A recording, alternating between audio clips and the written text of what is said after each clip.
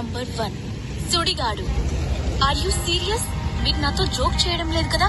లోపల నుండి తను అదుపు చేసుకుంటూ అడిగాడు Sagar. It's not a joke mister Sagar Agnihotri.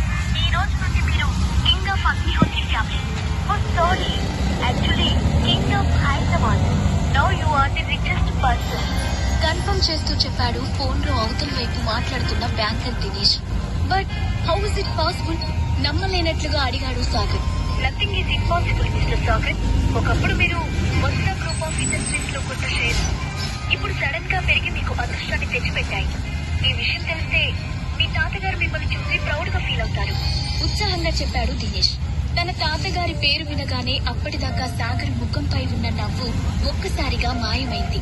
3 ఏళ్ల క్రితం ఈ షేర్స్ కొన్నందుకే ఆయన నన్ను ఇంటి నుండి గెంటేశారు. అది మీరు మర్చిపోయినట్లున్నారు అని నిరాశగా అన్నాడు సాగర్. ఇప్పుడు అదే షేర్స్ మిమ్మల్ని కుబేరుని చేశాయి సార్. ఈ విషయం తెలిస్తే ఇప్పుడే ఆయనే మళ్ళీ మిమ్మల్ని ఇంట్లోకి ఇన్వైట్ చేస్తారు అన్నాడు దినేష్. సాగర్ చిన్నగా నవ్వి చూద్దాం, ఇంతకీ ఈ విషయం అందరికీ తెలిసిపోయిందా అని అడిగాడు. ఇంకా లేదు, కానీ మీ ఫ్యామిలీకి తప్పకుండా తెలిసిపోతుంది. ఎందుకంటే ఇప్పుడు మీరిప్పుడు హైదరాబాద్ లోనే రిచెస్ట్ పర్సన్ కాబట్టి తెలియకుండా ఆపడం అసాధ్యం అని నవ్వుతూ అన్నాడు దినేష్. ఇంతలో సాగర్ సాగర్ ఇప్పటిదాకా ఇక్కడే ఉన్నావు కదా, ఇంతలో ఎక్కడికి వెళ్లిపోయావు అని కంగుమంటూ వినిపించింది శైలజారెడ్డి కంఠం. ఆమె గొంతు వినగానే అలర్ట్ అయిన సాగర్ హడావుడిగా ఓకే దినేష్, ఈ విషయాన్ని మీరెవరికీ చెప్పకండి. కొన్ని రోజుల వరకు దీన్ని సీక్రెట్ గా ఉంచాలనుకుంటున్నాను అని చెప్పాడు. Sure sir, I can understand అన్నాడు దినేష్. థ్యాంక్ యూ అంటూ సంతోషంగా ఫోన్ కట్ చేసిన సాగర్ తృప్తిగా నవ్వుకుంటూ కిందకి దిగి కిచెన్ లోకి వెళ్లాడు. అతన్ని చూడగానే చిరగ్గా ముఖం చిట్లించిన శైలజ, ఒక్క పని కూడా సరిగ్గా చేయలేవా? అన్ని సగం సగం పనులేనా? సింక్ లో సగం గిన్నెలు అలాగే ఉన్నాయి, క్లీన్ చేయకుండా ఎక్కడికి వెళ్ళావు అని ఆమె అజమాయిషి ప్రదర్శిస్తూ అడిగింది. సారీ అత్తయ్య, సడన్ గా ఏదో కాల్ వస్తే అని అతను చెబుతూ ఉండగానే, హా మరి నువ్వు ఈ స్టేట్ కి సీఎం కదా, నీకోసం మినిస్టర్స్ అందరూ వెయిట్ చేస్తూ ఉంటారు. నువ్వు ఫోన్ మాట్లాడకపోతే వాళ్ళ పనులన్నీ ఆగిపోతాయి. వెటకరంగా మాట్లాడుతూ అడ్డుకుంది శైలజ. ఆమె మాటలకు అప్పటికే అలవాటు పడిపోయిన సాగర్, సారీ అత్తయ్య, నేను ఇప్పుడే క్లీన్ చేస్తాను అంటూ సింకు దగ్గరికి వెళ్లి గిన్నెలు కడగడం మొదలు పెట్టాడు. క్షణం తీరిక లేదు, తమ్ముడి ఆదాయము లేదు అన్నట్లు ఉంది నీ వరస. 2 ఏళ్ల నుండి ఇంట్లోనే ఖాళీగా పడి తింటున్నావు. ఒక్క పనైనా సరిగ్గా చేస్తావా అంటే అదీ లేదు. అసలు నీలాంటి వాడు నా కూతురికి వాళ్ళ నాన్నగారికి ఎలా నచ్చాడో నాకు ఇప్పటికీ అర్థం కాదు అని రోజు పాడే పాటే మళ్ళీ 2 ఏళ్ల క్రితం శైలజ ఇష్టపడి సాగర్.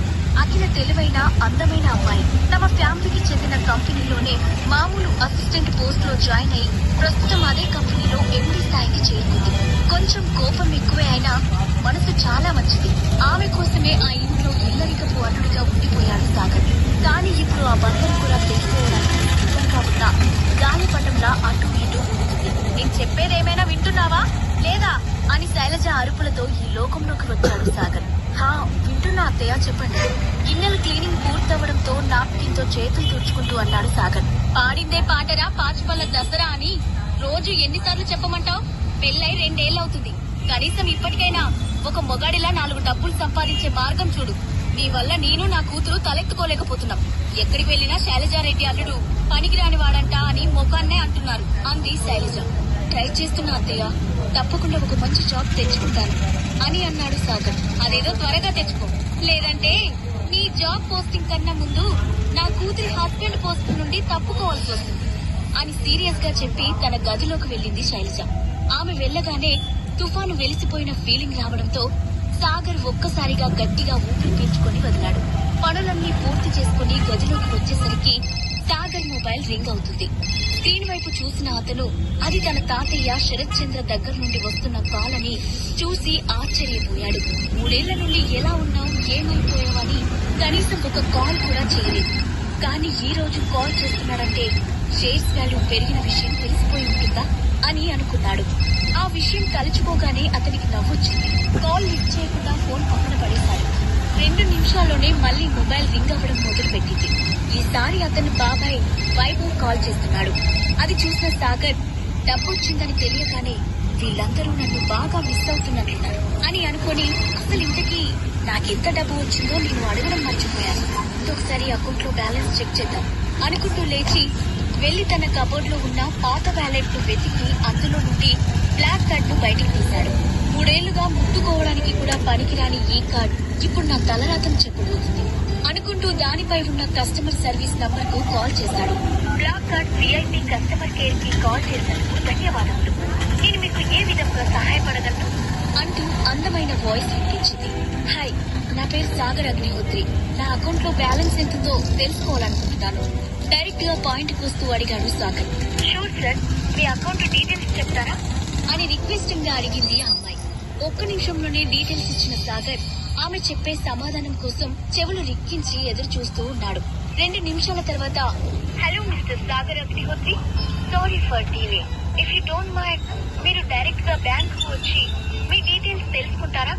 మీ అమౌంట్ సిస్టమ్ లో ఉన్న డిజిట్స్ లో చూపించడం లేదు అని చెప్పింది. వాట్, మీరేమంటున్నారు? ఆశ్చర్యంగా అడిగాడు Sagar. Sorry for inconvenience mister Sagar. ఒక్కోసారి అకౌంట్ బ్యాలెన్స్ ఎక్కువగా ఉండటం వల్ల కూడా ఇలా జరగచ్చు. Maybe you are the richest person అని అంది. ఆ మాట వినగానే సాగర్ పట్టరాని సంతోషంతో ఓకే థ్యాంక్ యూ అని కాల్ కట్ చేసి, యాహూ, కంప్యూటర్ డిజిట్స్ కి కూడా అందని అమౌంట్ అంటే ఇక మనకి తిరుగులేదు. ఈ రోజు నుండి ఐఎమ్ ది కింగ్ అని అనుకున్నాడు. ఇంతలో సాగర్, ఎక్కడున్నావు? అఖిల వచ్చే టైం అయింది, వచ్చి కాఫీ పెట్టు అంటూ వినిపించింది శైలజ గొంతు. ఆ గొంతు వినగానే అతను నవ్వుకుంటూ, ఒకవేళ నేను నిజంగా కింగ్ అయినా కూడా ఈ అత్తయ్య మాత్రం నెక్స్ట్ మినిట్ లోనే కింగ్ గారు ఒక కప్పు కాఫీ తీసుకురండి అంటుందేమో అనుకుంటూ కిచెన్ లోకి వెళ్లాడు. సాయంత్రం 5 గంటలవుతుండగా ఆఫీస్ నుంచి ఇంటికొచ్చిన అఖిల అలసటగా సోఫాలో వాలిపోయింది. ఆమె అడుగుల శబ్దంతోనే అఖిల ఇంటికి వచ్చిందని గుర్తుపట్టిన సాగర్ వేడివేడిగా ఉన్న కాఫీ కప్ తీసుకుని వెళ్లి